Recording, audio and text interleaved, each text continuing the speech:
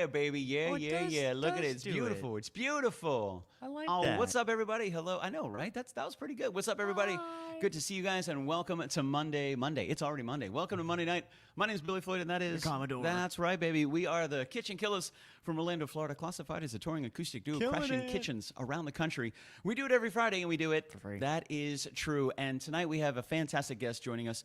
A good friend, Cecil Grimes, is joining us, an entrepreneur, an amazing creator, an incredible inspiration, and we're excited to have him on in just a little bit. He's a sexy guy, too. Yeah, you know, he jumped on a little bit before. He's like, hey, I got some zombies to take care of. I'll be back in like 20 minutes. I was like, bro, you do you. Whatever you need to do, no problem. If you guys need any zombies taken care of, you just hit up my man Cecil Grimes. He'll make it happen. Now, I will say this. He's also an entrepreneur, so you're probably going to have to pay for it somehow. I'm just throwing it out there. If you're good at something, never do it for free. That's right. So we are welcome, guys, to the wrap-up. Matt McIver, good to see you. Diane, great to see you. Lisa Baker, Shelley Wheeler, Matthew Pfeiffer, good to see you guys, and thank you for sharing some time with us tonight. We most certainly appreciate it. Jen Hogan, Sean in the house, NBG, and my good friend Brett and Lynn Floyd, great to see you guys, and thank you for joining us tonight. Really, really happy that you guys are here. Hope you guys had a fantastic weekend. How was your weekend, sir? Was it fun? Was it exciting? It was fun and exciting. It was fun and exciting. Not the funnest and most exciting. Right. But still, fun and exciting. Fun and exciting. It wasn't boring. No, it definitely wasn't boring. Nope. No, zero boring there. Nope. So thank you guys for joining us. We're going to get to it because we don't want to keep Cecil waiting too long. There are zombies everywhere, and you definitely don't want to let them get out of hand. It's pretty much like they're like ants. You want to take care of them right away because once there's more of them than you, then you're in some trouble. Oh boy. Oh yeah. I'm just carried away or like by mosquitoes. Oh geez. Yeah. Oh geez. Yeah, these zombies don't just go after your ankles though. I'm so they jealous. Get crazy. Like the people up north have no idea. No about clue. The mosquitoes. No, you want to know what Florida's like? Come here. Yeah. Come here. Walk outside. They're like, but they're just mosquitoes. Yeah, just mosquitoes. These things weigh about 2 pounds apiece, and they'll carry away your dog and your spare tire. Yeah. I seen them. They're and you'll crazy. itch for the rest of your life. That's right. They'll never go away. So thank you guys for hanging out, man. This past Monday, 1 week ago, we had Rough Shift Roasters on. It was really, really great. We got to talk to Papa Porcelli, which was really great. We also got to talk to Rachel and his son Andrew, family-owned business. You can check them out at roughshiftroasters.com. It was really awesome to talk to those guys. They started a family business. They all have a history in the fire department. I think Papa Porcelli had spent over 2 decades as a firefighter, and Andrew, at 20 years old, has already been in the fire department for 2 years. He joined immediately after he graduated from high school. So these are some first responders through and through, thick as bricks, baby. And not only are they saving lives, but they're keeping you awake. They're keeping you hydrated. They're keeping you alert with roughshiftroasters.com. Man, and those Robusta beans are no joke. No, they're no joke. And I thought maybe I'm the only one. Maybe I maybe I just didn't need any caffeine at that moment. But then we've had other people reach out. And, and was like a couple people have purchased the coffee thus far, and we're like, oh my god, holy Toledo, I'm awake. Yeah, Tuesday we went to sit with a Side of Chaos, and we left them the brand that we got. That we had gifted. Thank you, Jen Hogan. We left them with that. We actually left them with a little bit, but Rough Shift Roasters hooked us up with a little sample pack, which was super cool. So we left all the other coffee with a Side of Chaos, and Patricio told me it's already gone. He told me yesterday, he was like, it was fantastic. The office absolutely loved your coffee. They're already out. We're going to be ordering more. I was like, sweet, Sounds baby. good. That's what I'm talking about. We're just free shipping with a purchase over $50. Just trying to hook people up, man. That's it. So it was really awesome to sit with Rough Shift Roasters. We do have a couple things. 80% more caffeine in the Robusta bean blend. Robusta beans are naturally higher caffeine. Which I like Robusta there's beans. No joke there. That was absolutely that is accurate. Yeah. That was noticeably accurate. That was extremely that was extremely accurate.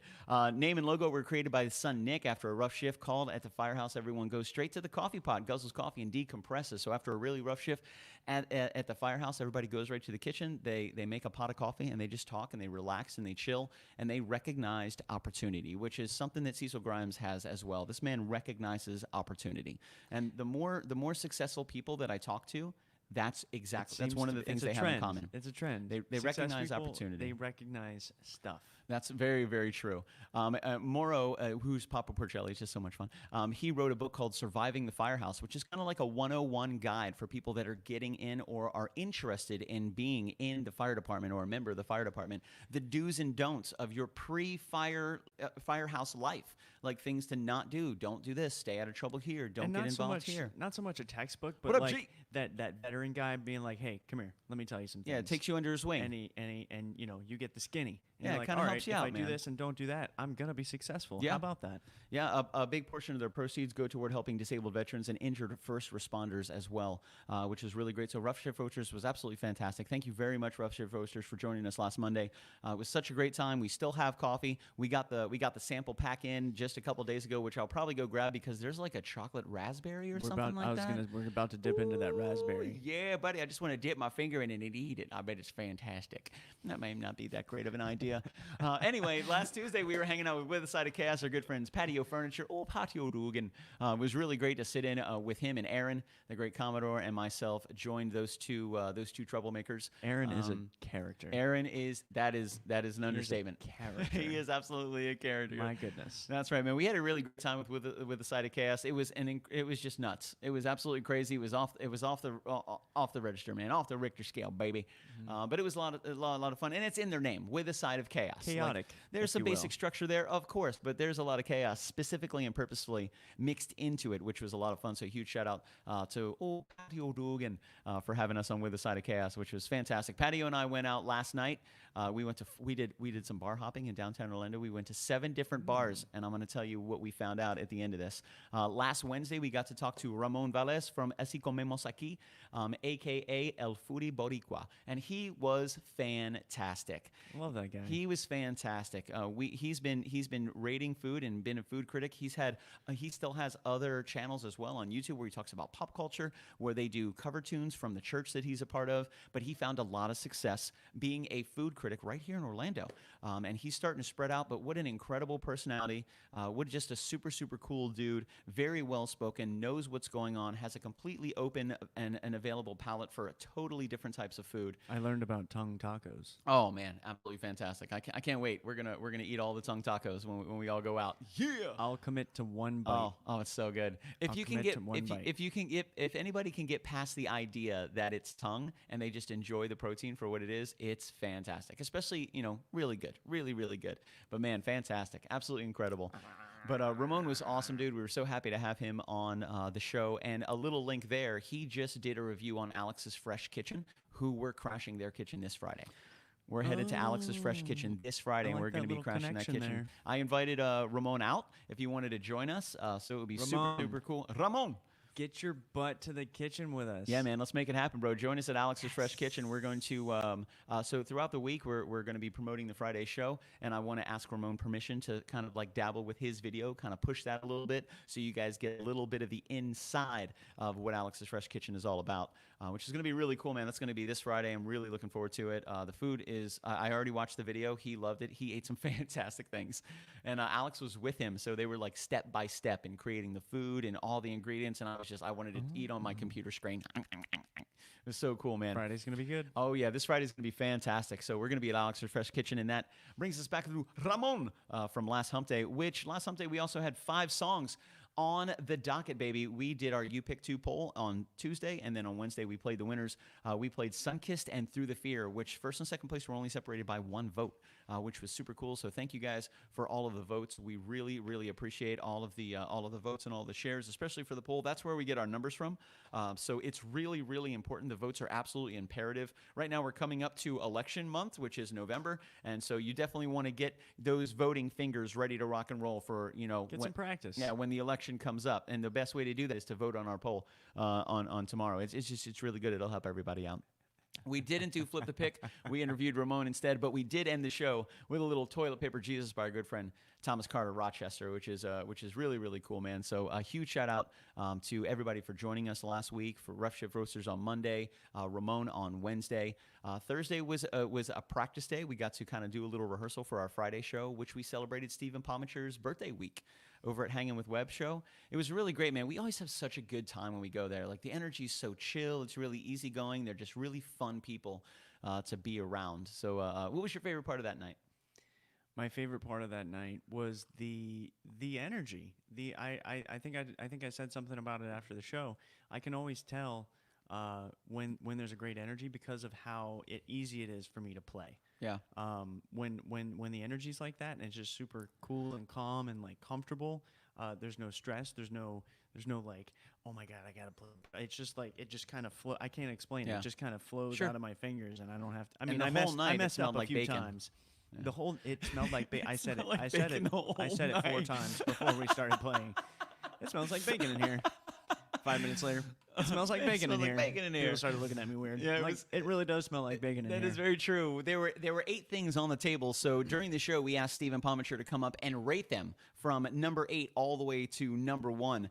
It was breakfast for dinner. Stephen's absolute favorite meal. What is breakfast? So Gina, Sage, and Garrett created an amazing spread for Friday night show. Coming in let's see, we had biscuits, we had eggs, cinnamon toast crunch, bacon wrapped cinnamon rolls, crispy bacon, potato, muffins, and sausage. Where did you get cinnamon toast crunch? I love cinnamon toast crunch. I think I might have some. Cinnamon French toast. Yeah. Okay. I got cinnamon toast crunch from Amazon from Prime Now. It's fantastic. I had delivered to work the other day. I was like, yeah, that and milk. It was fantastic. So going from 8th all the way to 1st, 8th place were the biscuits, which okay, I get that. Biscuits, just a side item. No big deal.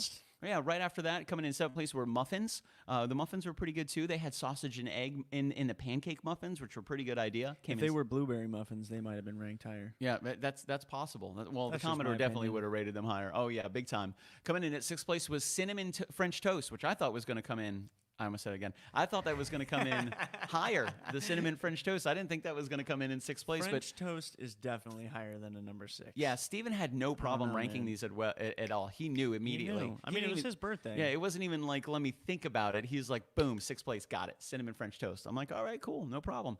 Coming in at 5th place was eggs, all types of eggs, scrambled eggs, cheesy eggs, sunny side up eggs, medium. What is your choice of egg? What is your go-to? There is only scrambled. That's it. There is only scrambled. Now, I will say that they serve breakfast at my work for free, and sometimes they do over medium, and I eat them, but I don't ever want them because scrambled is the best. I'm an over easy guy, over easy and over medium. I mean, I like scrambled too. Don't get me wrong. I like sunny side ups, fantastic. I like poached eggs as well. Pretty much, I'll pretty much eat any type of egg. I really like over easy and over medium. So good, man. Absolutely fantastic. Coming in at 4th place was a quote unquote crap ton of sausage. That made me laugh. That was soon his. As he said it. Crap. That's how you're going to describe. That was sausage, his numerical value. Crap Like ton. that's how he decided he wanted to like. And then I look at this pile of sausage and I'm like. Not necessarily. I'm gonna go ahead and put that at number 8 now. Not necessarily the best visual. I would imagine that you could have given Stephen Pomacher, but that's okay. We're still working with him. That's all right. We're still working with him. Coming in at 3rd place were the bacon wrapped cinnamon rolls. So it's like they took the cinnamon rolls, they unwrapped the cinnamon rolls, they unraveled them, they put slightly cooked bacon in there, they rolled it back up, and then they baked the cinnamon rolls with the wrapped bacon on the inside.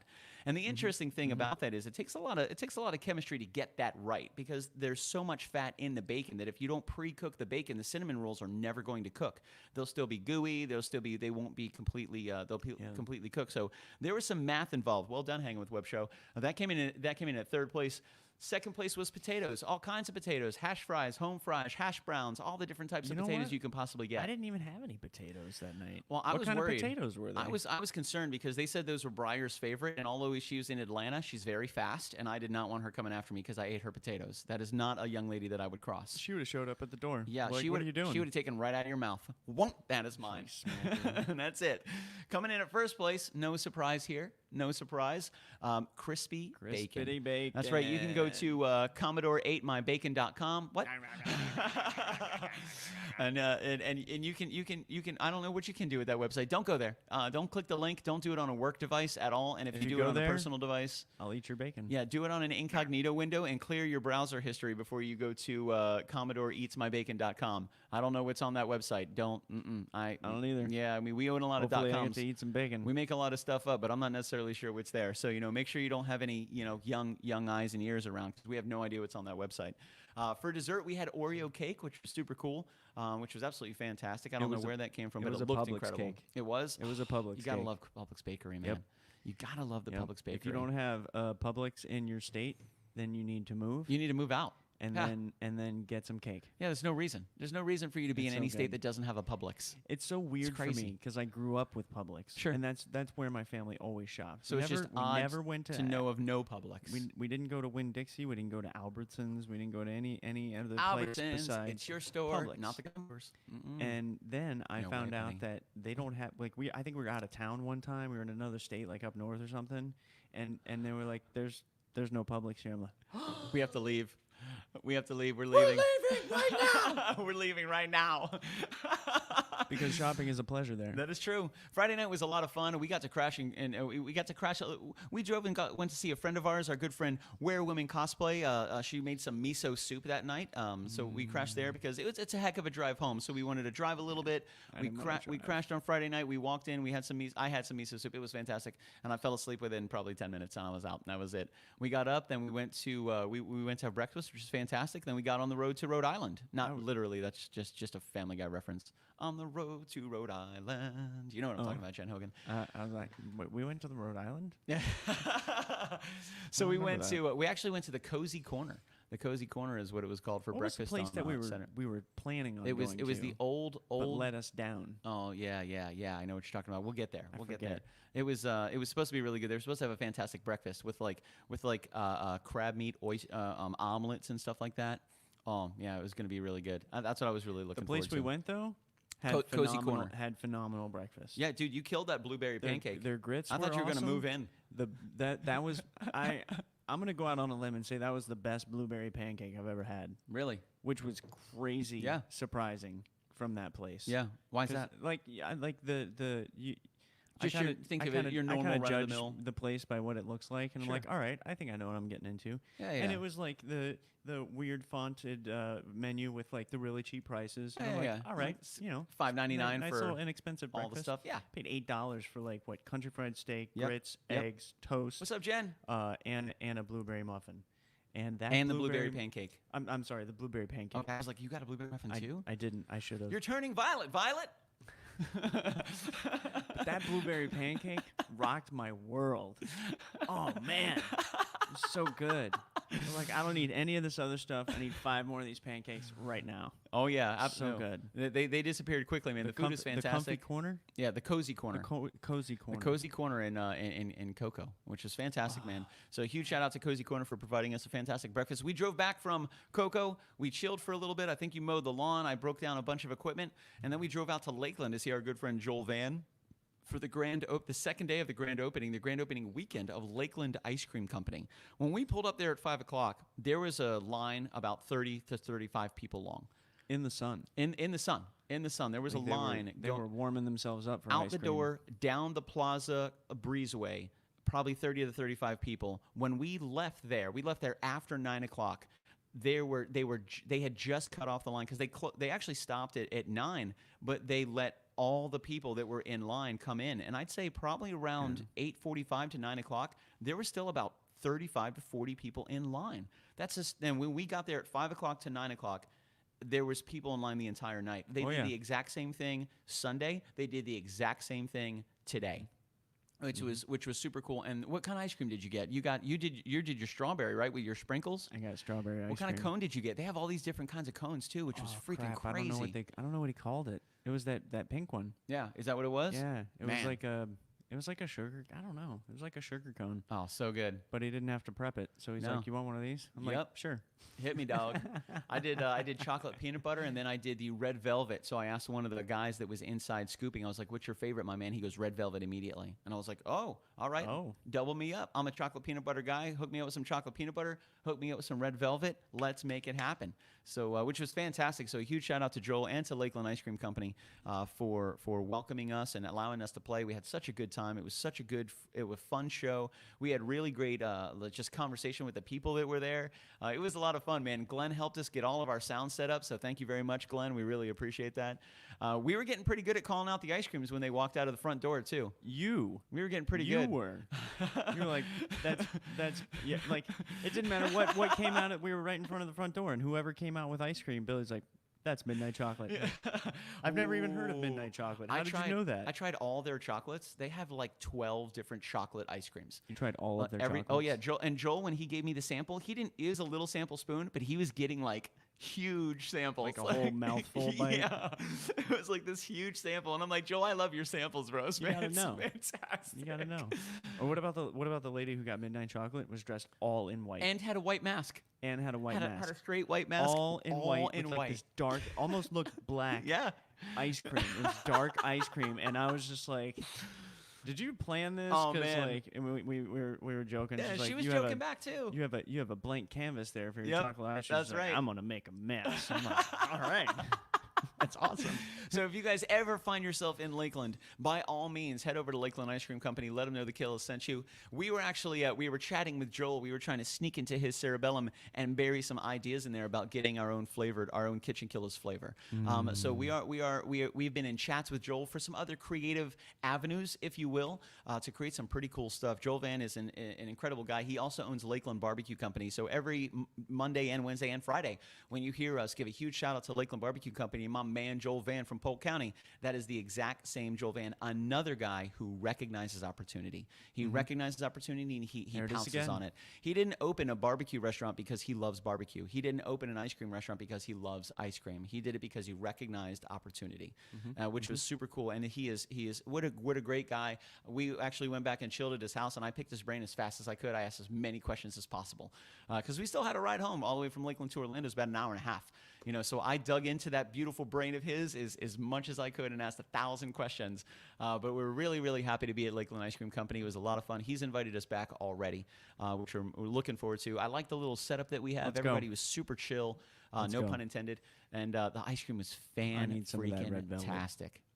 Oh man, that was really tasty, super tasty. So a huge shout out to everybody this past week for hanging out, for having us on, for being guests on the show, Hanging with Web Show for hosting on Friday night. Así comemos aquí for Wednesday, Rough Shift Roasters for Monday, and then Joel Van and Lakeland Ice Cream Company for Saturday. Yesterday was a chill day. What'd you do yesterday? I don't even know. You got to spend some time with the family. You came back with some food as usual. Yeah, my family likes to give me food. Thanks, family. That's a good thing. Every member of my family. Yeah. Like if I don't take this. And it's kind of rude of me to not go with some sort of container to take, but I feel so presumptuous when I do that. I get you. Like I'm just gonna show it. Like I come you over to visit. expect them to give you food. I come over to visit, and I'm just gonna hang out and be with, like, just spend some quality time with you. But here's my to-go container. Thank Fill you. It up. That's actually why I'm not here. Leaving until I get some food. Like that feels so presumptuous. Yeah. However, Erin, I went over to Erin's house, and she did tell me. She texted me, and she's like, "Hey, bring some sort of container so you can take some food home." I read that text in my car as I was drying off from the run to my car because it was pouring down rain. I'm like, nope. I'm not going back in. Nope. I'll just borrow one of your Tupperwares and never give it back. That's what happened. That was nice. Yesterday was nice and easy, man. It was Patio Furniture, the great Patio Dugan. It's hard for me to remember his actual name. Patricio Solano is his name. Patricio Solano, but I like Patio Dugan. So funny. So we went downtown Orlando yesterday. He hit me up. He's like, "Hey man, what are you up to?" We were supposed to do a cookout yesterday, but I woke up. It was rainy. I checked the weather. It was just rain all day long. I was like, "Well, no pool time patio cookout for us." So I'm just going to see if we can do one next weekend. Anyway, Patricio hit me up. He's like, "Hey man, since we're not doing the cookout, you wanna chill? You wanna go on an adventure?" I was like, "Heck yeah, man, let's go on an adventure." So we went to downtown Orlando. Now, right now, Patio Furniture is taking some time off drinking. He's not drinking at all the entire month of September. So we get to our very first place, Lizzie McCormick's. We parked right out front, which was super cool. I get out of the car. I'm standing there. Him and I are standing there. Within 10 seconds, I hear, "Billy Floyd!" I turn around. It's my boy Ian. Patricia's like, "Man, we haven't even been here for a minute. What's going on here?" I was like, "It's going to be a good night." Get used to it. So we went to 7 different bars, and we compared and contrasted and listed the best ginger ale in all 7 bars. And it got competitive. Between the bars were actually they were taking it seriously. They started working for our very first one at Lizzie McCormick's. We got the little plastic cup, little cubes of ice, and the ginger ale. Then the next one we went to was Dapper Duck. We went to Dapper Duck. We told them what we were doing. They gave us a little bit of a bigger cup with some different kinds of ice cubes and ginger ale. By the time we got all the way to I think Casey's on Central was our last one. We had the full like frosted glass pint glass with like fresh ice. Somebody changed the box of ginger ale for us. Like they were taking it super seriously, man. It was so much fun. We had such a good time. We ranked the top 7 ginger ales in downtown Orlando, just bar hopping. I got to get on one of the wheels scooters, which is super cool, little electric scooters with the throttle on it. Okay. So it's similar to the Lime bikes. Remember we downloaded the application, you'd scan the bike and you could pedal, and it was kind of like generated, then it was electric and you could just groove. That was so awesome. No pedals on this one. You do the same thing. You download the Wheels app, you hook it up, you scan the QRC code. It's like, all right, cool. It unlocks it, shows you the battery power. You get on, and these they scoot, dude. They move. Oh yeah, you got front and rear brakes, and you just got a throttle. Zoop. Oh, and you're going, baby. It was awesome. It was awesome. I want to do that. We diggitied over to Graffiti Junction, and then from there we went over to Cavo's, had some fantastic food, which was really, really great. We got to hang out with our friend Karina as well. But old Patricio and I, we dabbled around Orlando. It was a good time. We talked about some really cool stuff too. Some partnerships with a Side of Chaos and the Orlando Shit Show, which is the name of the show. The great KitchenKillaz. All these different things we do. He's been a cook on our show many times. We've been a guest on his show many times. That's actually what we did last Tuesday. So it was really cool to just kind of hang out. So we're leaving downtown Orlando. We're done for the night. We're walking back to his car. It's late. You know, we're just kind of chilling. He goes, you know what? This is the first time that I've ever left downtown Orlando totally sober. I said, how is it? He goes, it's amazing, man. It's amazing. Not that bad. I can feel the weather. I can feel the breeze. I can see Orlando. It's so beautiful down here. He's like, usually when I'm leaving here, I'm just trying to make it back to my car, and I don't get to see all of this beauty. I just don't get to see it. He's like, thank you very much for coming out. I wasn't sure how it was going to be, man. He's like, but I like hanging out with you. It was a lot of fun. I was like, yeah, bro. We're going to have a lot of fun. We had a really, really great time last night, which was super cool. Came back, chilled for a little bit, made some dinner, and then woke up this morning to get back to it, baby. And here we are at the wrap-up. Monday. That's right, baby. Monday. So we have one song to play for you, and then we're bringing our good man Cecil Grimes on. Again, a fantastic individual. If you guys want to check him out, you can find him on Facebook. You can find him on Twitch. You can find him on Instagram. You can find him on Twitter. And he just opened an OnlyFans.com as well, where he's going to be posting some awesome workout videos. It's really cool. He actually was just talking to us about playing some games on Twitch. He's twitch.com/Cecil Grimes Cosplay. We'll get all the links up there for you. But an incredible guy, an incredible creator, a fantastic entrepreneur. He most certainly recognizes opportunity, which is absolutely fantastic. And I'm really, really excited not only to talk to Cecil, because I'm excited to have a conversation with him, with just a brilliant young man. I like calling him young. He's got a fantastic beard. However, I'm really interested and excited to hear what you guys have to say and to understand and learn who Cecil Grimes Cosplay is. He has a fantastic story, which I'm really, really excited to share with you guys. So with that said, are you ready? Can I unmute you? Boom. Boom. You are unmuted, sir. Yes. Sweet baby rain.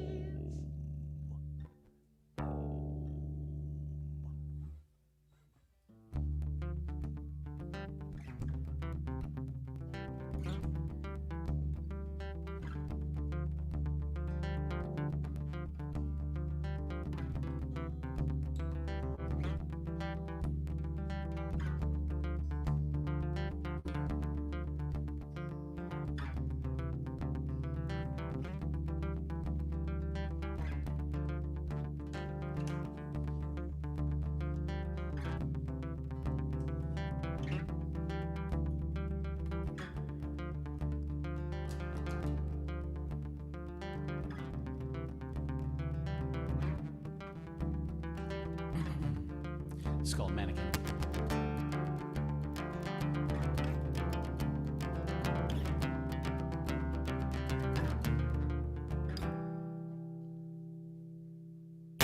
Just the other day, she said I need a little space. Instead of moving day by day in tandem, based on all those places that we passed and shared a task to. This frequency I'm living through, it's gotta change, a vacant name.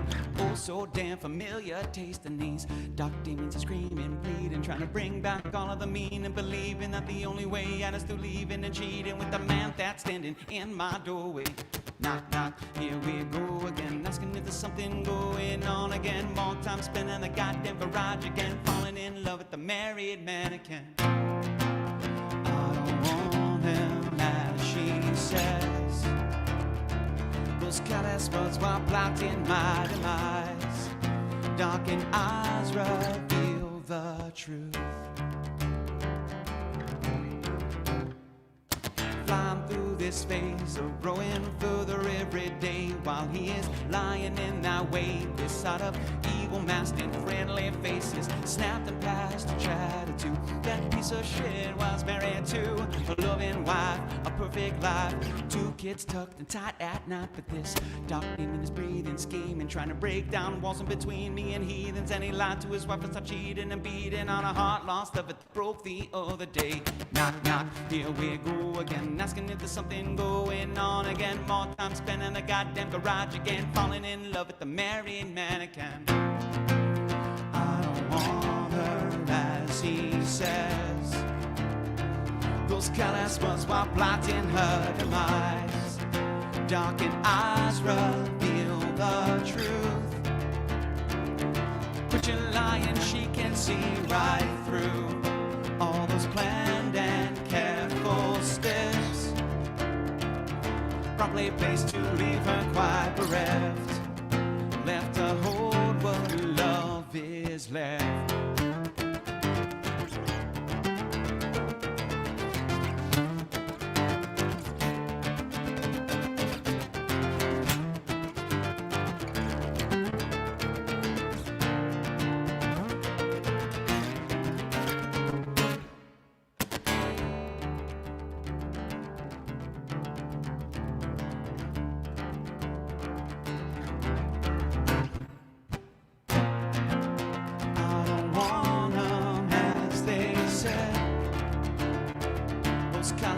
While plotting our demise, darkened eyes reveal the truth. But you're lying, we can see right through all those planned and careful steps, probably placed to leave us quite bereft, left to hold what love is left in a quiet, cold, dark recess. Only death can cure this stress.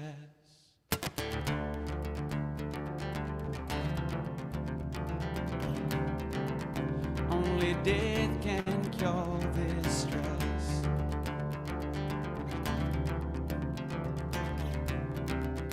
Only love can cure this stress.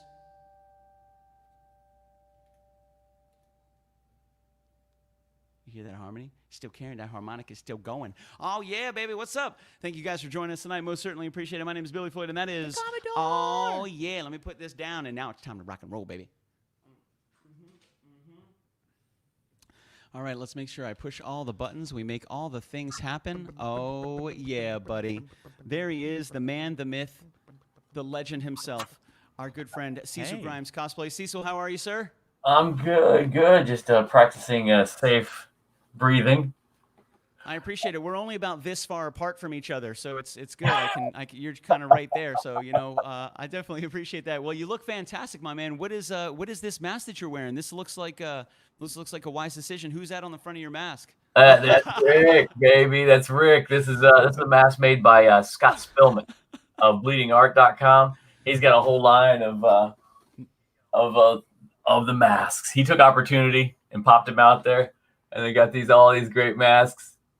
So big shout out to him for continuing his art. I don't know if you ever met Scott Spillman, but he was at every Walker Stalker. He's one of the featured artists, and he jumped on the Corona boat. I've definitely heard his name around the campfire for a very long time. That guy carries a lot of respect. Yes, which is super cool and incredible creator. And again, like you said, Scott sees opportunity. So for those of you just joining us, this is the incredible, the indelible, the irreplaceable Cecil Grimes Cosplay joining us tonight. Cecil, we really appreciate you sharing some time with us, my man. I know you're an incredibly busy dude, so we appreciate you cutting off a little piece of time to chat with our community and to. I'm fangirling just a tiny bit. It's all right. Don't worry about it. It's okay. We're all adults here. We can handle it. But it's really great to see you, Cecil. But before we dig too much into it, I want to say that it's been an interesting journey, especially this year, with what's been going on with the conventions. Right. Now, you have found yourself touring all over the world as Cecil Grimes Cosplay, building an incredible team of people and really finding success in traveling around the world and creating memories as Cecil Grimes Cosplay, as your character of Rick Grimes from The Walking Dead. So before we dig too far into the past, how have you managed this 2020 season? It's been very interesting. You're an extremely prolific cosplayer, one of the busiest cosplayers I've ever met in my life, and I'm very interested to see how have you managed this last 9 months with no conventions? Yeah, it's been a shock. I was on tour for almost 6 years, 5.5 years when all this hit. And, what was it? 28 cities and 28 conventions in 1 year was, I think, my most in 1 year. So it was definitely a change of pace. But, it came during a tragedy. I lost both my parents. They both passed away October 2019, and my dad was March 3rd. And then we went right into Corona lockdown. So it's been a crazy adjustment. So, and of course, with, an estate and all that, been busy trying to settle all of that. Florida is the worst place to pass away legally. It is incredible when you have to do probate. So, getting through all that, finally clearing that out to a point where it was manageable, and then getting back on track has been a challenge. But thank God for Saudi Arabia. I want to give a big shout out to Stan Lee's Comic-Con Saudi Arabia, November 2019. If it wasn't for that final strong finish, craziest show I've ever done, most amazing or most complicated tour,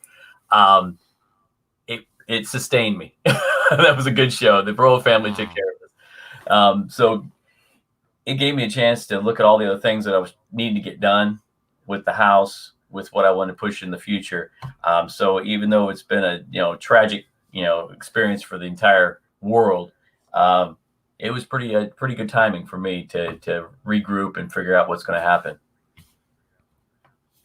Yeah, the 3 weeks that I was in lockdown, I imagine it was the same for a lot of people. It gave everyone a chance to just take everything out and look, all right, what is most important right now?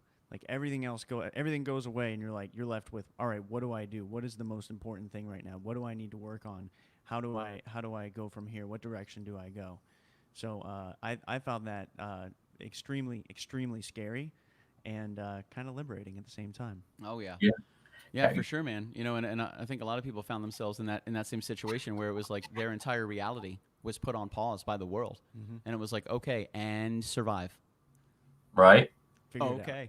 I was prepared for it. I was made for this. I went and stocked up on ammo and canned chicken, and I was ready to go.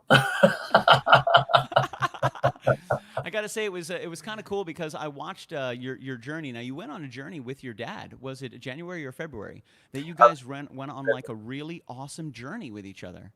Yeah, it was, my mother passed away, and my dad's health was starting to slide, and his doctor said, well, we got all these major tests to do. If you're going to make a trip, do it now.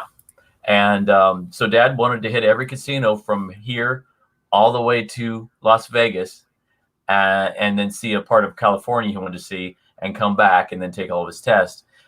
But we wanted to go from here to Mom's grave because it was their 55th anniversary, and he wanted to put flowers on her stone, and then come back down and go on the trip. And we did. We made it all the way to Illinois, Danville, Illinois, sleet and snow, and then came back down through Tennessee and made the trip, and had a great time. But of course, his health started to go downhill, and by the time he got to Vegas, he was admitted to the emergency room, and was there for a day and a half. And then he called me up because I went back home to shower. And he says, "Bring me clean clothes. They're gonna let me go." I'm like, great, we made it through it. So I got him clothes, and we went to the casino he loved. I had to use a wheelchair because every time he took a few steps, he couldn't breathe because he was still suffering. So we sat there in front of the slot machine. We played Keno, And then we went home, and about 4 hours after that, the ambulance came back. And when we got there, the nurses all loved him. My dad was one of those people, makes jokes to everyone. Everybody knows, everybody loves him. He was the best natured person I've ever met. And they said, well, we told you if you checked yourself out, this would happen. He didn't tell me he checked himself out. He said, he was like, hey, they cleared me. I can leave. Yep. And he knew, I think he knew get that keno, bro. So he got his gambling in and went back. And 14 days later, he succumbed to his conditions. So yeah, it was supposed to be a 14-day trip, and it was 35 by the time I got home after all that, and to take care of everything. But yeah, it was an amazing time, going casino with my dad. We always wanted to do it. Yeah, right. And we could never do it because Mom was there. He'd never leave my mom's side. So gotcha. Yeah, we did the trip, and he had a lot of that Cherokee blood. He knew when his time was, it was his time. He had the Marine. He was a Marine, so he always said if I ever got to where I was going to be somebody's burden, I was walk out in the forest. You'll never see me again. So that's the kind of guy he was. Wow. Yeah, that's a strong man right there, brother. He was. That's a strong man. I'm really happy that really warmed my heart. I was really happy that you got to spend some time with him, especially doing something like that, like just hours in the truck, driving around the country, telling stories, sharing memories with each other. Like those are things you'll carry for the rest of your life. And it's I was really happy that you got to experience that time with him and give yourselves a little bit. I mean, nobody's ever ready, but give yourselves a little bit of that closure. Because like you said, he understood what was happening. He knew what was going on, and he sounds like he was a trickster to the very end, telling you they cleared him. Oh yeah, I'm totally come pick me up, no problem. Let's go. Yep, he was absolutely. He was singing with the nurse about 5 days before the end, because he was he was in good condition where he was barely coherent, but instead of being able to say jokes, he was singing in the bed, So that was an amazing thing, is it to go out like that with making the nurse smile. That's what it was. It doesn't matter how bad he felt. He just wanted to make other people smile. So that was a blessing. Yeah, fantastic energy, fantastic personality, what a great guy. And it looks like he definitely wore off on you, Cecil. It's been interesting because like we've seen each other in a lot of different cons, which was really cool. I remember Paradise City Comic-Con 2016. We were down south. I had a table with Phil McCall, and Cecil had his setup like across the hall, a little perpendicular to me, and he was busy. He had lines, pretty much all day. There was one day it got a little bit slow, and I didn't want to bother him, so I went over, and Cecil looks over at me, and I'm like, "Are you pointing to me?" He's like, "Yeah, man. Hey, what's up?" And I was like, "Hey, Cecil, how you doing?" He's like, "Come on over." And I was like, "Oh my God!" So I go over there. I'm like, "What's up?" He's like, "You want to do a photo?" I was like, "Yes, I would love to do a photo." And dude, I will never ever forget that, bro. That was so cool. You make everybody feel so welcome. And that's one of the things that I've heard. I want to say at the very, very top about you is you're always happy. You're always welcoming everybody in. You're always the guy who's hugging and shaking hands. He loves to give stuff away. Him and I are very similar in that. Like, I'll give the whole world away unless I got my team like stopping me from doing it. But it was so incredible because when you talk about cosplayers, a lot of people imagine a cosplayer has a table at a convention and they're standing behind a table with their prints, with a couple things to buy, and they're dressed in cosplay. But Cecil, you were a pioneer for what is called set play. Mm-hmm. And would you talk to us a little bit about that and kind of explain where the idea came from and what that actually is? Absolutely. Yeah. Again, I wasn't going to comic conventions before I became Rick. I think I may have went to one at a college dorm or something it was. And so when I started getting invites to go, I was like, sure, I would love to come. And so I went to, where was it? I think it was Tampa Bay Comic-Con, and to see what cosplayers actually do at conventions, and that's when I was looking around, and I saw the tables, and it was a table with their art. And I was thinking it was going to be something more. And not that it was bad, because they have all these different all these different cosplays they did. So they got all this stuff to choose from. I'm thinking, well, I've got one to choose from. So I'm going to feel a little awkward if I got two pictures in front of me at a little table. I was like, you know what? I'll make it where people can, I'll get weapons. Yeah, that'd be great. Everybody loves toys. And then they could take a picture with me. And so I started, figuring out the backdrop. I was like, well, maybe I'll put some props, extra props. And then it just kept on growing and growing. And I was like, you know what? we'll do a scene. We'll just do a scene from the show. And that's when I built the prison. So the first show I was invited to that I was going to bring a set was Space Coast Comic-Con over on Port Canaveral. In Port Canaveral, I think it's what that. Yeah, they had their setup over there, and I had 7. I love that. It's one of my favorite conventions. One of my favorite conventions. I love those guys. David and Jake are absolutely fantastic. Space Coast Comic-Con has been incredible for a lot of people for many years. It was amazing, and we had 7 days from when I decided to go from a backdrop to a set. So thank God I had my buddy come over. 7 days, day and night, got it done. The entire prison.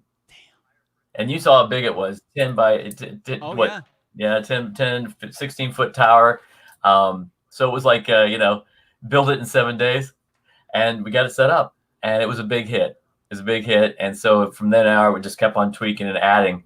I think I used the prison for about a year and a half before I upgraded to the Alexandria. But in that process, people started to see, what you could actually do, what you could give, what you could offer. And set play caught on, at least in the Walking Dead community, around the world.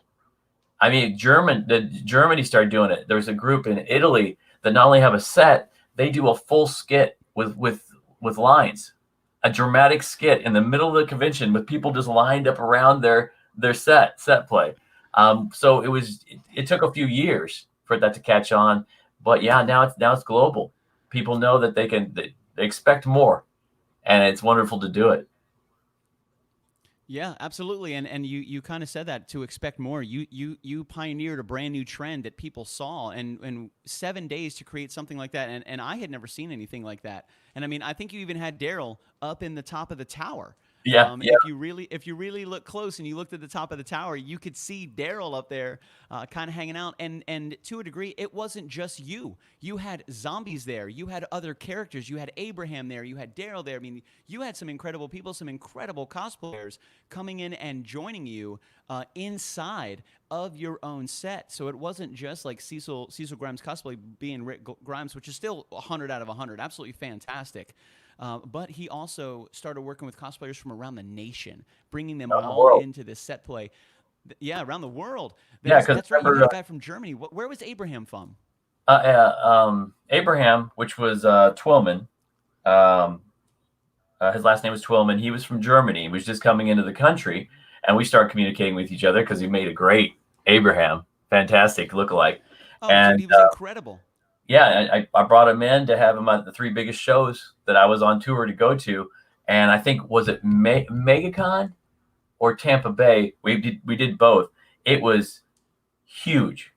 I have video and pictures that it was a swarm of people because they put my set right out in the middle of the floor by itself, and we had the guys in the dark glasses, the black T-shirts, security, and I think a lot of people were coming over, getting in line, thinking it was the real guys, even though signs were up, cosplay. It was just people. It was a frenzy. So it was a huge hit and a great start. So I had him later near the end of this, before the pandemic. I brought in a fantastic Glenn from Japan, and he was spot on. And I had him at Atlanta Walker Stalker. Not this past year, before they went on in the no longer Walker Stalker. And that was incredible. I've had many Negans, one great Daryl, Richard Everhard. He was Richard Dixon Cosplay.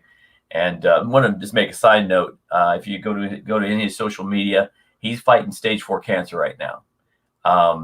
He was diagnosed with colon and liver cancer, 35 years old, and he's putting up a great fight.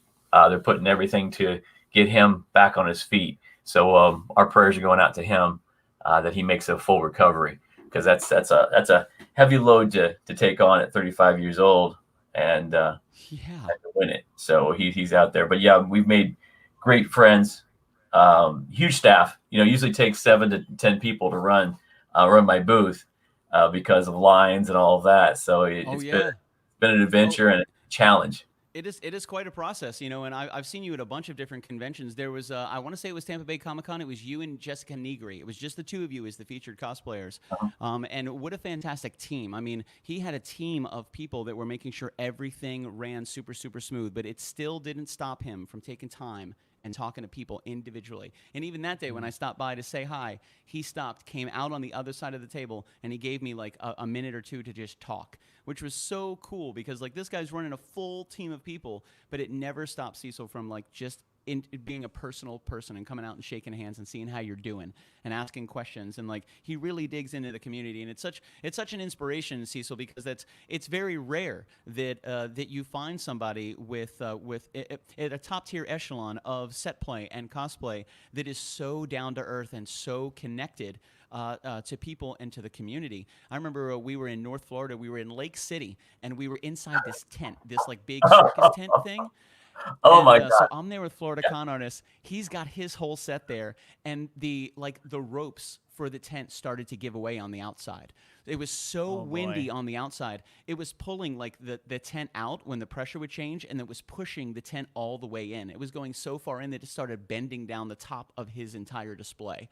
He had a team of people that was just like converged on the set immediately. Cecil came out, and let me tell you, you want to talk about a leader? That's a leader right there. That dude was like, this is what we need to do. This is how we need to do it.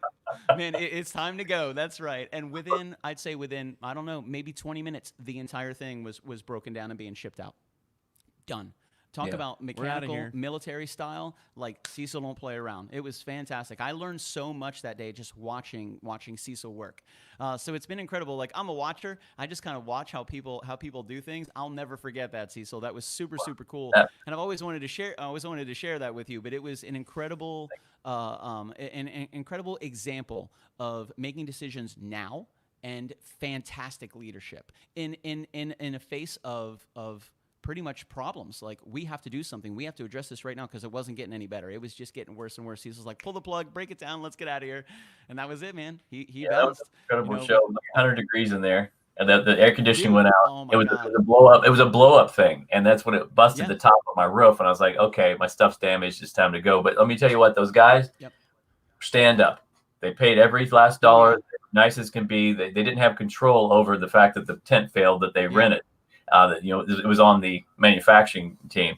So I want to give them the shout out that they did everything they could. Well, I was going to take another broken set piece. They moved it to an indoor convention, I think, the next year, and I think his name's David as well. I think it was the organizer for that convention as well. Really, really great guy, super, super cool dude. Florida Con Artist did that, I think, 3 years in a row. We did that convention, which was a lot of fun. Absolutely fantastic. They took care of their cosplayers. They took care of everybody, and they couldn't control that. They actually had people walking on the tent outside. You can see them walking on the roof of the tent trying to tie things down because it was just they couldn't do anything about it. It was crazy, but it was so hot in there. The 501st was there as well. They were supposed to have 6 ACs filling the whole thing. They had 2 industrial size, and it wasn't enough for all the people. And you had 501st in full like stormtrooper armor, inside. It was. Dude, it was so hot. So it smelled nice in there too. Oh man, it was fantastic. But especially when those furry came in. It was a really good time. You got to see. Yeah. You got to see people come together. We learned a lot. The cosplayers learned a lot. The vendors learned a lot. The staff learned a lot. And next year, they updated the entire thing. And everybody went back. Like, everybody knew it wasn't David's fault. Like, David was working, him and his staff were working really, really hard. They were. It was a bad circumstance. It was a bad place to be. And I didn't think that they would take it personal. I think they understood what was going on with Cecil. And Cecil's like, hey, man, my stuff's getting damaged. I gotta call it. And he was super chill, very easygoing. Within minutes, the whole thing was broken down and being walked out the door. Fantastic, man. Great leadership, Cecil. Great leadership, and he did it with a smile. It was fantastic. Very hot, bloody smile. That's right. We did have we had a question come in from Jen Hogan. She was wondering what attracted you to Rick's character. What attracted you to wanting to do this? Was it the look-alike? Was there a connection to The Walking Dead? Like, how did that all work out for you? Yeah, I mean, I was I was a banker for 16 years. Went from a big bank and then to a smaller bank because that's how the the ball rolls. And I wasn't enjoying my new bank. It was what the heck am I going to do? I'm in my 40s. I'm in a bank making, a third to a quarter what I was making before. I wonder what's going to happen. And so I started growing my mustache and beard out for men's health. And that's when I everywhere I went, people were taking pictures of me. I didn't have time to watch a show. I only watched the first few episodes and then got caught up in life. So he didn't have a beard. He was skinny. And, he had no hair because that's when he started out. He had the real short hair. You talk about season 1, right? Like season one, young looking, clean cut Rick Grimes. Oh, yeah. He came out of coma, was the sheriff. And by the time I did this, that was middle season 3. So he started to get the beard. He was at the prison. All that good stuff started happening. And so I was going around. People were taking pictures. I was like, oh, okay, well, I'll take a look. And I started watching it. I was like, you know what? I'm going to try to cosplay it. I'm going to go to the Bavard zombie walk. And so I just threw on some stuff that I had in my closet. Nothing was authentic or even matched, but it was still an incredible reaction. I'm like, well, if I get a reaction here, let's go ahead and do it officially. So I got a real wardrobe and went to MegaCon just to do a test of how it would go over. And that was, oh my God, that was over the top. Anything that you find in this life that gets that much attention, you got to figure out how to do it, because that was just a thrill. And I was like, there's got to be a way for me to do this for real. Because I loved it. And that's where it all came about. After MegaCon, just going there for, paying to go there and walk around, I got it, some photo shoots done by a photographer and submitted to the Facebook for Walker Stalker, which is the Walking Dead convention, and won the North American Rick Grimes lookalike contest. I think there was 8 or 9 entries. And from that, obviously, got a lot of followers, got a lot of attention, and started getting the invitations initially. And that was just to come as a cosplayer. There was no set. There was nothing to go along with it until, I decided to add a little more. And because I added the set, I get 10 times the invitations, because Walking Dead was huge. Every Comic-Con had a Walking Dead, stars there because it was so huge. They wanted my set on their floor. They liked the fact that I looked like Rick, but then they wanted the set. So it was a combination of the two that really set it off, and it caused what I have today. Yeah, that's and you didn't stop. Now this left the United States. You've traveled all over the world with this. Yeah. Like we were just talking a little earlier. You've been to Italy. Like, what other countries has this incredible journey taken you to? Well, some of the places, I always wanted to travel, but there's some places I've been because of this that I never even thought about going. Milan, Philippines, Manila, Philippines, Guayaquil, Ecuador. Got through Colombia. Where was some of the other places I've been? I've been to Germany multiple times, London, UK multiple times. Saudi Arabia, like I said, it was the farthest I've been. Went to Toronto Comic-Con in Canada. Now I've been every country that I can think of, crossing into borders and going through customs. Canada was the worst. They were the toughest border to cross. Of course, really? I did have a zombie-covered trailer with me. But, yeah, they were very thorough when you go over to Canada. And, yes, I can't remember what. Oh, Tokyo, Japan. They flew me over to Tokyo, Japan, put me in the Four Seasons on the top floor, overlooking the city for the HollyCon in the hotel, right after 2 days after Christmas. And that was amazing. So you're talking about, Tokyo and London and all these amazing places. So it's still going. I've got some deals going on for a 3-month, 12-country tour if that comes through. So that'll be a nice recovery from a year off. I haven't worked since November.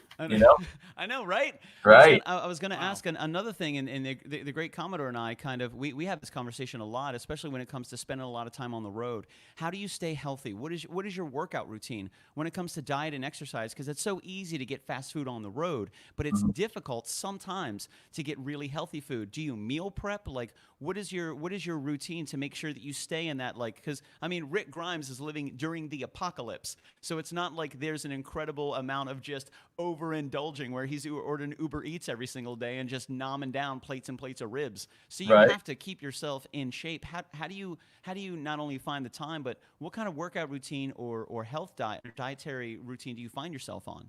Well, when I first started this, I was working at the bank, working out. So I was about 190 pounds of workout muscle, and Rick at the time was 165 pounds. So I had to play a 165-pound man. So I dieted down to 175 from 190 for the role. I couldn't go any lower because wouldn't have any clothes that would stay on me. So being on the road, I pretty much have a high metabolism, and the load in, load out will definitely work thousands of calories. But during the convention, I'll eat breakfast and I won't eat until dinner. So you're talking about, from 9 a.m. until 9 p.m., I'm fasting because I don't want to have to use the restroom at the conventions.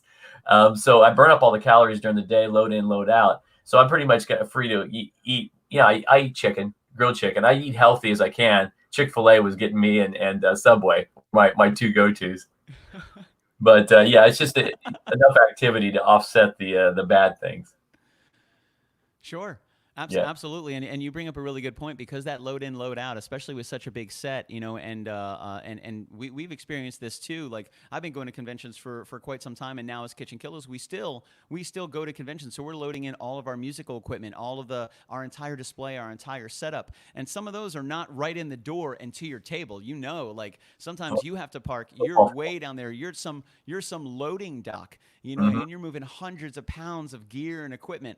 And the load in, you're super early. You want to get there, and I would imagine your setup takes probably a day to 2 days prior to the convention even starting. Like, what kind of time do you give yourself? What window do you give yourself? If the convention starts on Friday at 10 a.m., do you start loading in on Wednesday and Thursday, or how do you do that? Yeah, we have to load in the day before of convention, because it's anywhere from 9 to 11 hours for the load in, and then. Wow.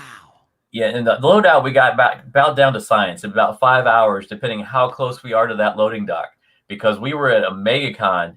And the one thing I got to say about MegaCon, most conventions will run the AC while you're doing load in, load out. MegaCon did not. So you're talking about Florida heat. And I was about, 2 football fields away from the dang loading dock, back and forth and back and forth. And now once you set everything up, you got to take all those crates, boxes, and everything and put them back on the trailer. The same time they're yelling at you you've been on the loading dock too long, so you're sprinting back and forth to try to keep from getting towed out of the loading dock. Yeah, my poor staff, and me. Definitely, it's a labor of love. It can. By the time you're done, you have nothing, no water left on you, and you're beat. But about 5 hours for loadout. It goes down a lot quicker than it goes up. Yeah, it's anytime I would go back to work on Monday or Tuesday, people are like, "Oh, how was your weekend? Did you have fun? Was it fun? Did you have a nice break?" I'm like, "Break?" You're right. You need to understand, a convention is like, when you get to a convention, even after your loadout, you're talking 14, 16, 18-hour days. Mm-hmm. Like, if the convention opens at 10, I'm there at 8:30 or 9 o'clock in the morning, getting everything uncovered, everything turned on, ready to rock and roll. 10 o'clock comes, and especially for you, it is nonstop. It's nonstop.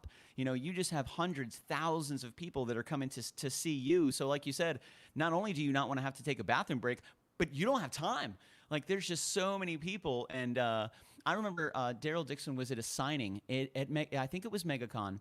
He was at a signing. The convention closed. It was done. They're like kicking people out at about, I want to say 8 o'clock. I think it was Saturday night. They were kicking everybody out around 8 o'clock. He still had a line of about 150 people. He stayed the entire time. He signed everything that everybody brought to him. He stayed the entire time and waited for everybody to get what they needed. The entire convention was desolate. Security's going around kicking people out. And here's Daryl killing it, making sure everybody was getting their money's worth. Everybody was getting their autographs. Like, that to me was incredible to see that. I don't know if he had to do that, if he was contractually obligated, but I've seen a lot of people just be like, "Hey man, it's time. We got to go. Come back tomorrow." He stayed till the very last person, which to me was so amazing to see. And I already had massive respect, because it's he didn't just kick it off in The Walking Dead. It was really great to see that character and so many people, just thousands of people, and he took care of everybody, which was so cool to see that that's the kind of community that we were a part of, and that just to be a part of that whole thing was just really inspirational. And you've got to meet all these guys. You spent time with all of them. You've taken photos with all of them. I mean, you're the #1 Rick Grimes cosplayer, I would say, in the world. Thank you. So that must be quite an amazing thing, especially coming from somebody who's like, hey, you kind of look like Rick Grimes. You're like, really? Check it out. You're like, no way. I'm going to change my entire life. Yeah, because you saw opportunity. And kept on changing his look. Every time a new episode would come on, he'd have a different color of brown hair. He'd have a little bit more gray because obviously they were dyeing his hair as the season was going on. And when it got later, obviously he went white. This is actually naturally grayed hair. Mine grayed the same way his did. I don't know if it's the stress of being on tour, the stress of shooting. Yeah, see, I'm starting to get gray hair. That was me with the season 5 beard. She was shooting season 7 gray. So that's why we had 2 different beards. But he was. Then you got Michael Rooker hanging out right there, like no big deal. Yeah, he jumped in. That was what happened. Is I got to meet the first time that right there at Walker Stalker Atlanta. The owner, actually, I went to the owner because I was at his panel, and there's all these people trying to shake his hand. I'm videoing him come across the stage, and then he comes up and he shakes my hand, and I was videoing like this, but when he did that, I turned the camera the opposite way because I got so excited, right? But it caught the video, it caught the audio, and he said, "Oh, dude, come meet me on the set on Monday, dude. Come meet me on the set on Monday, dude." And I didn't hear him say that until I replayed the video. And I was like, was he joking? Was he joking? I got to find out. And so I went to the owner and he actually took me behind his booth because I said what I thought he said. And we got to meet, and we're actually, we went face to face looking at each other's eyes and just stared at each other. And he said, "Oh, that's so weird." And he moved, and it made me. You take the nose out; it was the forehead and the eyes. I didn't realize. You can't see it here because of different tone, the lighting, and everything because his brim. But his eyes and forehead were crazy, and it made me dizzy when he did it. And so we're taking a selfie, and I hear the golf cart come up behind us, squealless wheels, and Rooker jumps out and says, "Hey, Cecil," and jumps in. Not only he knew my first name, he jumps in for a photo with us behind everything, behind the scenes. And I don't know if you guys bopped in, but those guys meet hundreds of thousands of people, and to have him know my first name was really amazing. Great people. Yeah, and you made a good impact, and I think part of the thing that kind of leads that and makes you a memorable person is your personality. It is your ability to connect, and you're just a super positive, super influential person. And not only that, but like you're talking about shades of hair, like your attention to detail is absolutely fantastic. And to me, especially when it comes to cosplay, that's really what makes a good cosplay great, is the attention to detail. And for you, being that this was your primary source of living, like it was your #1 source. So you pushed everything in. You were all in on this, which was so incredible. And it was really awesome to kind of see other people that were inspired by what you were doing. Like you took the risk. You were like, you know what? I'm going to do this. And you went all in. You had a staff, you had trucks, you had vehicles. I mean, you had huge set play. You're talking, 5-hour loadout time, 8 to 9 hour load in and setup time, traveling all over the world, taking advantage of the opportunity. And the thing is, like, Walking Dead's not going to be around forever. And you knew this, and you capitalized on it immediately. Which took a lot of courage. I thought I had like a year. I thought I'd have a good year doing this, and it just got bigger and bigger. And that's when everything that was Walking Dead was so hot. You really couldn't screw up. If you put something out with a zombie head on it, people loved it. People bought it. Then I could see that. And so, there was a bunch of different products that I was going through. And that's when I decided to do a spinoff, do my own spinoff, The Road to Sanctuary, which was a miniseries that I produced. And took my photographer and a couple staff members across, drove all the way to Las Vegas, and did shows there and on the way back, but shot episodes of the miniseries in Austin, in New Mexico, in Vegas, in the Grand Canyon, and back home.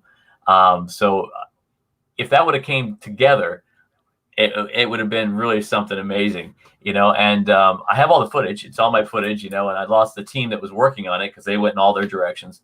So now last week I just submitted 232 gigs of raw footage to a production house to go through and see what we can do to put it together and carry it on and finish the miniseries. So I'm very excited. Man. I want to give a shout out to Richard Greason and Rob. I just call him Rob, but he True Brothers Gaming. They're both Twitch streamers. Richard Greason's been my photographer, videographer, post editor for years. Really great guy, and I wouldn't be doing Twitch streaming without him. He's got a brain that it's a priceless. So they've got that footage, and they're going through, and we're going to work together to create that and finally bring it to an end, a completion, because a lot of people were out there supporting it. I want to thank everybody that was excited about it, and I had all the contracts in place, but a paper is a paper. When people don't follow through, there's not much you can do. So we're trying to finally bring that to a good finish. That's very true, and I want to say on the tail of that, like, you actually created a production company, Cecil G Productions. Correct. Is a production company that you created, and I have to ask, because I think people, I wanted to know, this was a fantastic piece of information. Why didn't you call it Cecil Grimes Productions? Like, what was the idea? Why did you just go with the G? Well, it's a limited liability company, a corporation. It's cost money to set up, and I wanted to stay flexible. So if The Walking Dead would end, and I still want to shoot movies, my name is Cecil Garner. My character is Cecil Grimes. Cecil G Productions gave me the flexibility to go either way. So that was my thought process behind it, to continue on if this ever was to drop off and see where it went. And I tell you what, making it a corporation is big of a pain in the butt it is. It really is, to protect you, and it gives you credibility. It gives you flexibility. So I'm 9 W-2 different people, and I've learned everything the hard way. Bingo. Yeah. There's a when I filed for KitchenKillaz LLC, I've owned many, like, I've been a part of many different bands, and I would say John Lennon says the worst part about the music business is the business itself. But it's absolutely imperative. It's absolutely necessary. When you talk about the liability, when you talk about the legality, it's all fun and games until there's a legal aspect to it, and they're expecting somebody to hold the buck at the end of the day, and it doesn't always happen. Hopefully it never happens, but creating a limited liability company, and this is just to everybody out there that's thinking of doing something like this, it is imperative that you follow as many legal structures as you can in the very, very, very beginning. Start it immediately. Don't wait a year. Don't wait 2 years. Don't wait 3 years. You want to do it right away. And you want to get that stuff taken care of, because the LLC will protect you. It will protect your person. It will protect your assets. It will protect your life. And it's a huge thing. And if you have any questions, I'm sure you can ask Cecil. You can ask me, and we can walk you right through it. You can go to sunbiz.org, and for $135, follow your LLC.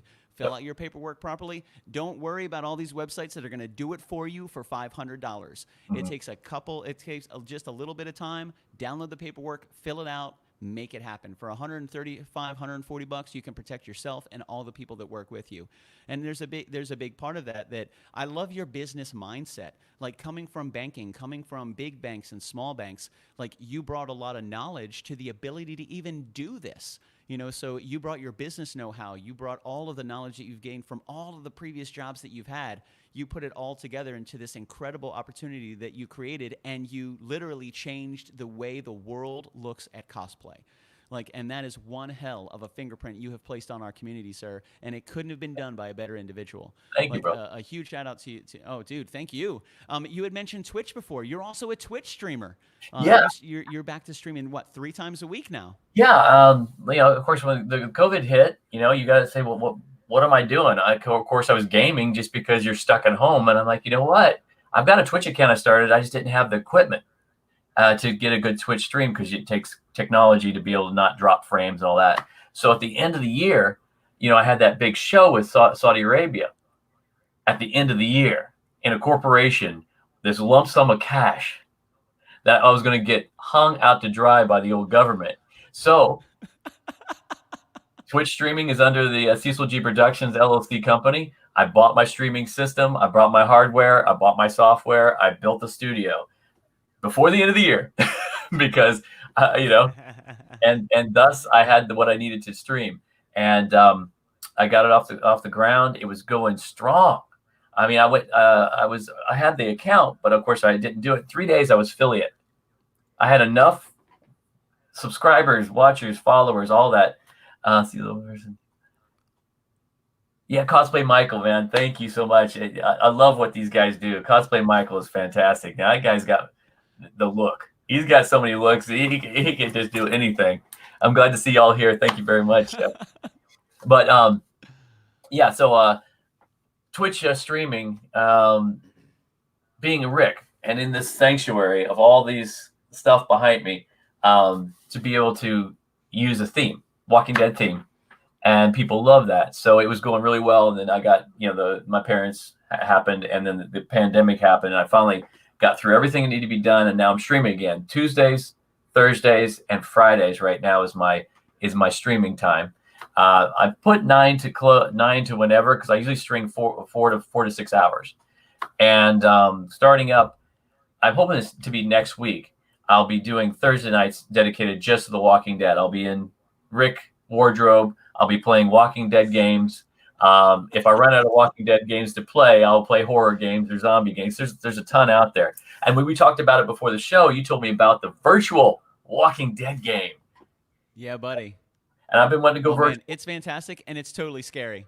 Yeah, fantastic. I've got enough room in the space in the room to do it. I think it's a great idea. It is an investment at this point, because those virtual systems are $500-$600 just for the hardware. But yeah, that's direction. You can pick up an HTC Vive. Right now they have the Vive and the Vive Pro. So I have an Acer Predator that I run it off of. I got it specifically for gaming. That costs about $2,000. Like that's the big thing right there. But if you already have a machine that can handle what virtual reality needs, you can get an HTC Vive setup for about $350. Okay. Like I have how thick is this padding on the floor? An inch and a half, something like that. Yeah. So it's about a 1/2 inch to an inch padding on the floor, and it's about maybe 8 feet by 8 feet. So we have the virtual reality system set up, and it's called Saints and Sinners. So it is available on the Steam market. It's absolutely fantastic, and it's scary, dude. Like I'll be honest with you, man. It's pretty scary because they put you into the environment. There's one part where you're in this like rowboat, and it's just so foggy outside, and you're kind of just like moving through this water, and the zombies are coming out of the water. And with you have 2 controllers, and you can pick up different things on your body depending on where it is by holding the trigger button. So you trigger down to pull up a knife, you trigger down to pull up your flashlight. And in the very beginning, all you have is a knife, and they walk you through getting rid of these zombies by like stabbing them in the head. And it's not just like hitting a button. You can't just go boop. Nope, because the zombie will just look at you and come even faster. Like you really have to get into it. And when you go to pull it back, the zombie's head will come with you unless you pull it back fast. So like they really get into it. I found out the hard way by not stabbing fast enough. And then I'm trying to get the knife out. Here comes another zombie. I didn't have a knife, bro. It's crazy. I think you would kill that as Rick Grimes. Doing the VR Walking Dead Sinners and Saints as Rick Grimes, oh my God, bro! Like your Twitch would melt, your computer would. There would be so many people watching. It would be fantastic, man. And I really like how you have embraced this entire thing, and you're always thinking, what's next? What am I doing next? What is coming up? How can we evolve? How can we move? How can we grow? And that's how you do it, and it's been incredible to watch your journey from the very first time that you just dressed up as Rick Grimes to now. Talking about world tours, 12 countries in 3 months. Like it's been an incredible time and an incredible honor to be able to watch your journey and watch how positive and ambitious you've stayed the entire time. You really have inspired an entire generation of cosplayers, Cecil, whether you know it or not. And artists don't always hear about the amount of inspiration they put into the world. We just don't hear it all the time, So like from me to you personally, watching your journey has been absolutely inspirational. And it's been incredible to see how you interact with your community, how motivational and supportive you are of absolutely everybody. It's very, very rare. to find that. But not only are you an incredible business person with an incredible mindset and evolution and opportunity, but just as a dude, you just seem like such an incredible person.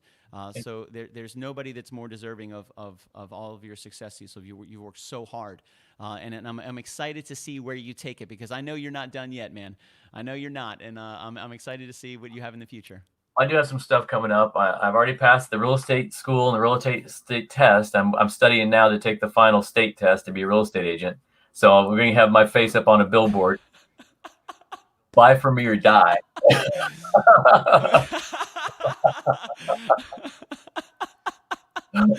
Thomas, man. Yeah, it's an evolution. Awesome guy. Thank you, brother. Yeah. And let's see. I got real estate. I got the game streaming. I dove head first into stocks because you're day trading. You're sitting in. But again, I'm a collector, and I didn't realize my thriving of collecting would prevent me from selling things because you like the company so much. So I went from a day trader just to a trader. So that's on the side. Hopefully everything will recover because I bought when everything crashed. So and then I've got Cameo. I didn't tell you all about Cameo. They reached out to me. No, what's that? Cameo is an app that you can install and you can pay to have any kind of shout out done. I'm in there with Robert Downey Jr. and professional athletes and incredible A-list actors, and they contacted me to do shout outs as Rick. And I've lost count how many I've done, but I do happy birthdays, anniversaries. This one's a guy's son got a new job, and I do a little video and they pay for it. And so I've been doing cameos as Rick with the music playing, next to one. If you see this guy right here, I acquired him recently. Where's he at? that zombie back there was on in season 1 in the background. He's more famous than I am. That zombie I've got back there. So I use those cameos. He's got more screen time than I have, and so between doing all that and then of course the OnlyFans. Obviously, I put all the muscle back on that I've lost because I've 9 months of just sitting at home. I started going back to the gym and getting back in shape, and I'm only doing that because it's so easy to lose. So if I go back on tour, I'll lose that in a month if I chose to. But I'm going to be going through all the different workouts that I do because at my age, still being able to put on that kind of weight with the kind of definition that I've been able to achieve is harder. And I injured my shoulder a little bit, my knee a little bit, so I can work through all those things that try to avoid that for everybody else. And I figured I'd do it on OnlyFans because it's a popular platform, and people are doing everything, not just what you think they're doing there. They're doing all kinds of stuff. Yeah, we were talking a little bit about before that OnlyFans kind of took off during the pandemic, and a lot of people found a lot of success on OnlyFans for a certain type of material and content. But originally, that's not what it was developed for. And we were actually talking previously in the pre-show about what it was originally developed for by the developers. But then when the community gets a hold of it and when people get a hold of it, then you get to see what it really becomes. You get to see its potential in completely different and unexpected areas of entertainment. But yeah, OnlyFans isn't just one thing. And a lot of people have been introduced to OnlyFans over the last couple months as being specifically one type of content. And that's just one area of content that OnlyFans has. Our good friend Erin Morse from the law firm of Erin Morse, her and one of her I say paralegals, Gabby, they're going to start an OnlyFans where they offer legal advice, which is so cool. And they're two very beautiful women, so they're going to use their assets, if you will, properly to be able to offer legal advice from two brilliant and beautiful ladies, which I think is just a fantastic idea. The great Commodore and I were approached not that long ago by a photographer asking, say, hey man, you guys should start an OnlyFans. Like, I can be your photographer. I can help you guys out. Let's see what we can do. and it really is not only keeping up, but staying ahead. It's not about surviving, it's about thriving. And you need to stay ahead of the curve and see what's coming. And it's all about getting those future dates. One of the goals that we had a long time ago is we wanted to be booked 6 months in advance. That was our idea. First, it was like, let's just see if we can crash two kitchens in a row. That'd be fantastic. Then it was like, let's book a month in advance. Then it was 3 months in advance. Then it was 6 months in advance. So now we're booking into January, February. Now I think we're actually booking into February now when it comes to like our Friday night kitchens.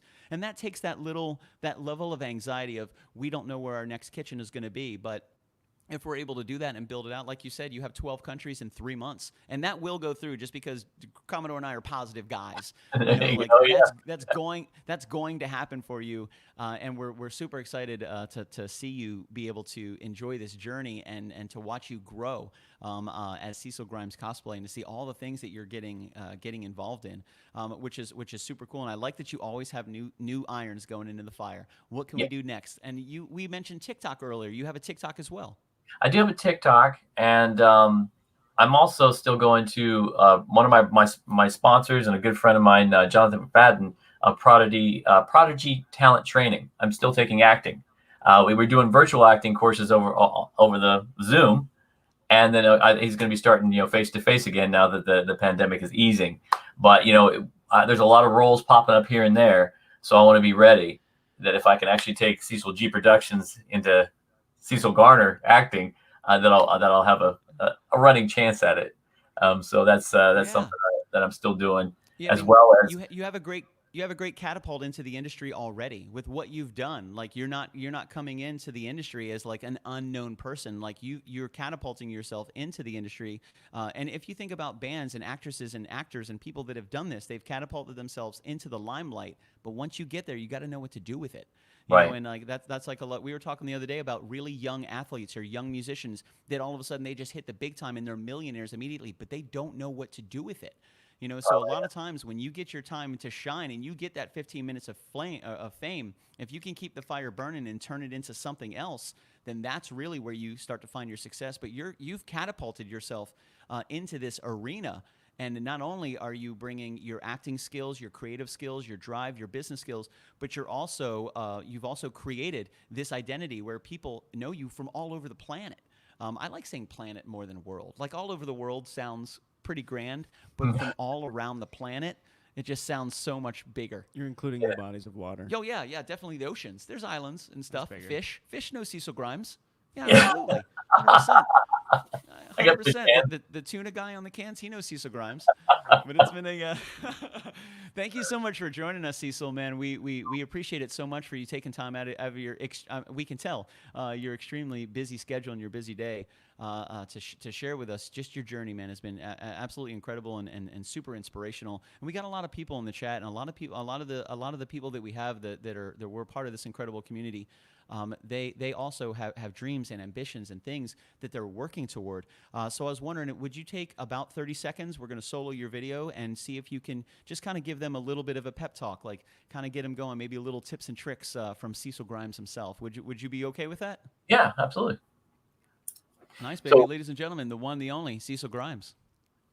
So if everybody's trying to increase their basically exposure, to get more bookings, to increase their social media platform, it's important to use every social media platform out there. Like I said, Patreon, OnlyFans, TikTok.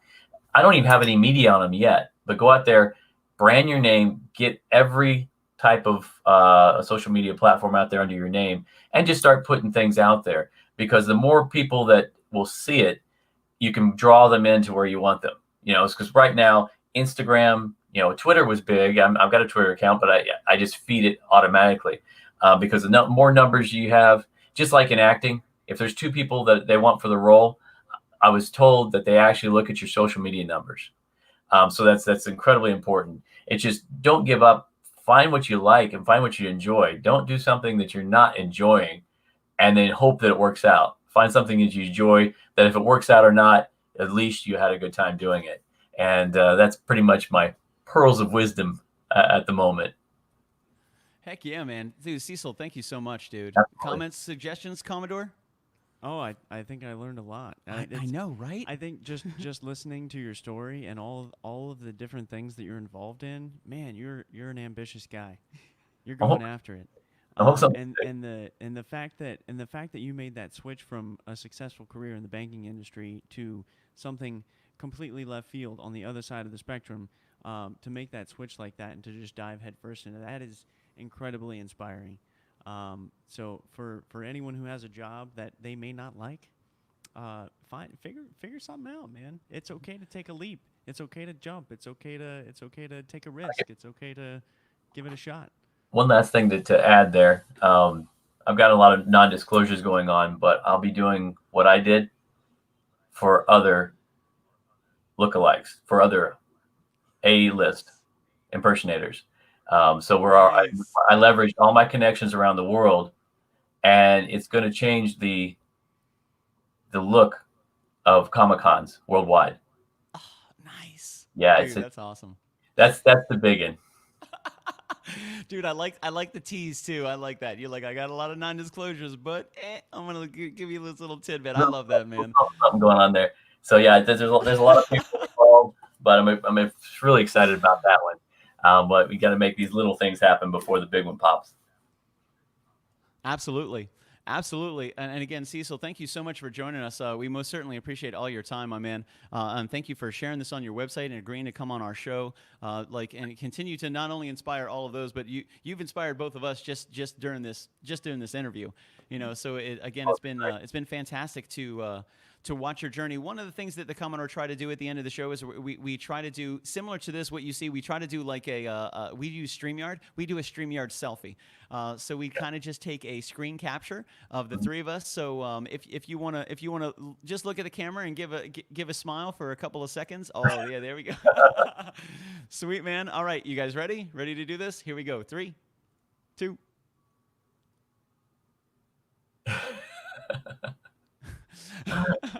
I dig it, man.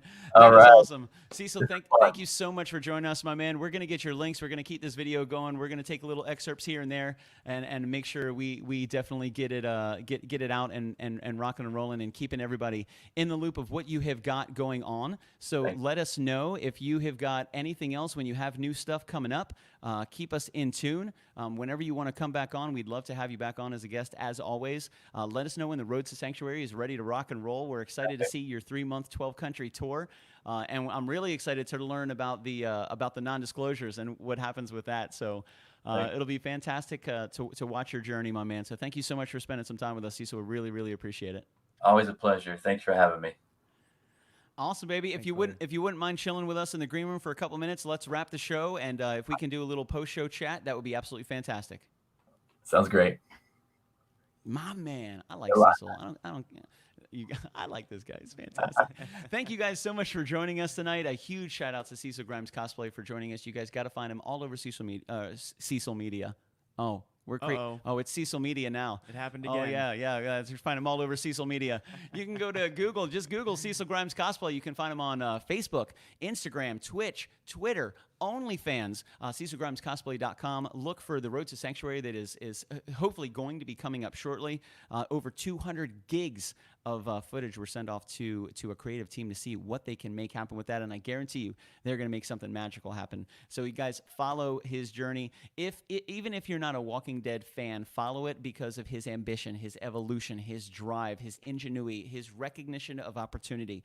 We all have the opportunities in life to recognize opportunity, and like the great Commodore said, sometimes take that leap, baby. Take the leap and the net will appear.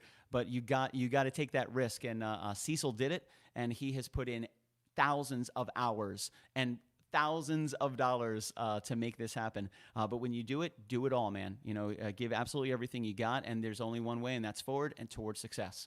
You know, and Cecil is a fantastic representation of that. Not only is he an incredibly successful creator, but just as a person, a super cool dude. So keep your feet on the ground. It was Casey Kasem say, and keep reaching for the stars. That's it. That's it, man. Nice. I forgot it until that, and then I heard his voice in my head. For the stars. That's pretty good. So a huge shout out, guys. Thank you for joining us. Check us out tomorrow at noon. We got a poll of 5 songs going up. Wednesday at 7:05, we play The Wieners. And then on Friday, we are headed to Alex's Fresh Kitchen, which I'm really excited about. Así comemos aquí. Just did a review of them just a couple days ago. The video is fantastic. The food looks fantastic. Alex really excited, and I'm excited to crash our kitchen with the great Commodore on Friday. Bingo. Any parting words from Commodore? Do you have your quote of the day? Anything you want to share with the people? You've been reading a lot lately, dude. I have been reading a lot lately. I'm not going to stop. Yeah, well, good. I learned something new every book. It's fun. I hope so. I don't have any quotes written down. There was you just started reading Jay Shetty's book, right? Oh yeah. How was that? Jay Shetty's new book called Think Like a Monk. It's very insightful. The stuff that he learned at the monastery is very interesting. It's a lot of little tiny things, and I was talking to somebody about this the other day. When I read a book, I don't necessarily remember everything that I read, but as those things pop up in my life, I'm like, oh, how like each little thing that I read applies, and like I just keep seeing that over and over and over again, so I just keep reading. Man, that's so cool. It's just soaking it in like a sponge, taking all the information. But that book specifically, I highly recommend. It's an easy read.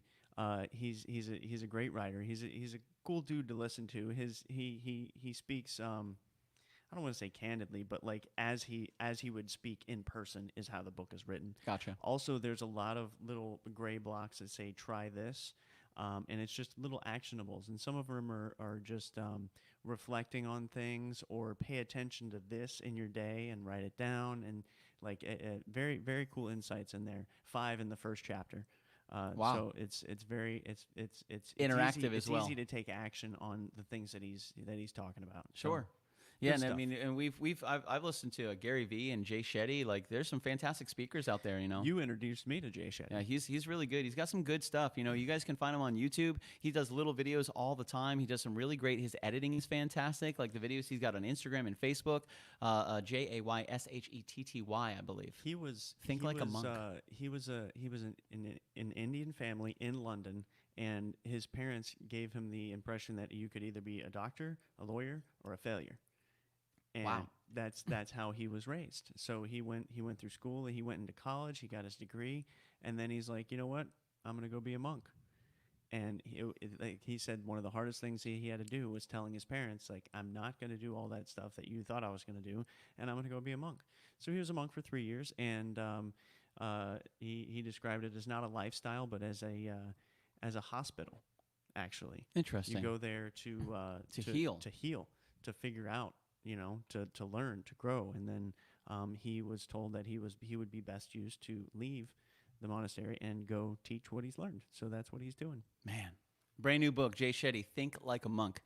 Check it out. Highly recommended by the great and illustrious Commodore, I imagine. Yeah? Yeah. Highly recommended. Yeah. Oh, yeah. That's right. Oh, yeah. You guys have a great night. A huge shout out to Cecil Grimes Cosplay for joining us. You guys check us every Monday and Wednesday at 7:05, every Friday at 9:05. Tomorrow at noon, we got a poll going up with 5 songs on them. You guys vote on them. Wednesday, we play The Wieners. And then Friday, we will be hanging out at Alex's Fresh Kitchen. Excited to do that. And I'm actually thinking about heading back out to the Lakeland Ice Cream Company this weekend. That ice cream was fantastic. And they have over 80 different flavors of ice cream. Top-notch ice cream. Absolutely incredible. A huge shout out. Thank you guys for joining us tonight. Oh, I'm telling you, man, you got to try that red velvet road. It's so good. I had my strawberry fix with the sprinkles. Now it's time to try something new. You were inside and you had your ice cream cone and you were taking photos, and Joel and I are standing outside. He goes, "Look how happy the Commodore is." He looks so happy. You guys take it easy. Thank you for spending some time with us tonight. We most certainly appreciate it. A huge shout out to all of our sponsors: Wayne Dench Incorporated, EMS Mobile Detailing, Tornatore's Cafe and Pizzeria, Lakeland Barbecue Company, Lakeland Ice Cream Company, and Castledore Studio, which we will be at next Wednesday. I just talked to Zach today. He confirmed Castledore Studios next Wednesday. We're excited to go back. And you guys can find us on Facebook, Instagram, TikTok, Twitter, LinkedIn, gmail.com, and always you can find us at patreon.com/KitchenKillaz. So I hope to keep you guys up to date with all the craziness that the great Commodore and I have going on. If you would like us to crash your kitchen, let us know. If you'd like to be a guest on the show, let us know. And you guys have a fantastic night. Any final words for him, Commodore? KitchenKillaz@gmail.com. That was perfect. That was so sweet. Here's a beautiful background for you guys. We love you. Bye. You guys stay out of trouble. Stay safe. All that good stuff, you know. And what was it? KitchenKillaz@gmail.com. That's it. Peace. Yeah.